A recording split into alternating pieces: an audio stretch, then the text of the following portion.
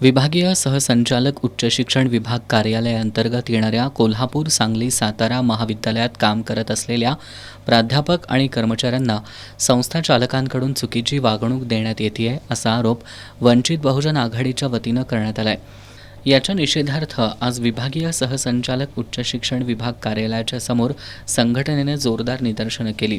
यावेळी जोरदार घोषणाबाजी करण्यात आली। या संदर्भातील निवेदन विभागीय सहसंचालक उच्च शिक्षण डॉक्टर प्रकाश बच्छाव यांना देण्यात आलं। यावेळी संघटनेच्या पदाधिकाऱ्यांनी अनेक मुद्दे उपस्थित केले। शासनाच्या पगारावर काम करणाऱ्या अनेक कर्मचाऱ्यांना संस्था चालक घरची कामं लावतात। अनेक महाविद्यालयांमध्ये प्राध्यापकाकडून महिन्याला टक्केवारी स्वरूपात पैसे घेतले जातात। संस्था चालकांचे नातेवाईक महाविद्यालयात न येता पगार आणि इतर लाभ घेऊन शासनाची फसवणूक करतात असा तक्रारी सांगण्यात आल्या।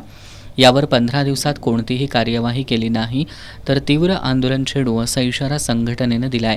यावेळी जिल्हाध्यक्ष प्रमोद कदम, संभाजी कागलकर, दयानंद कांबळे, संजय गुदगे, अरुण जमने, प्रकाश कांबळे, संदीप कांबळे, जनार्दन गायकवाड, फरजाना नदाफ, सलमा मेमन, सुहासिनी माने, अर्जुन वाघमारे, रघुनाथ कांबळे, रणजित कांबळे आदी उपस्थित होते।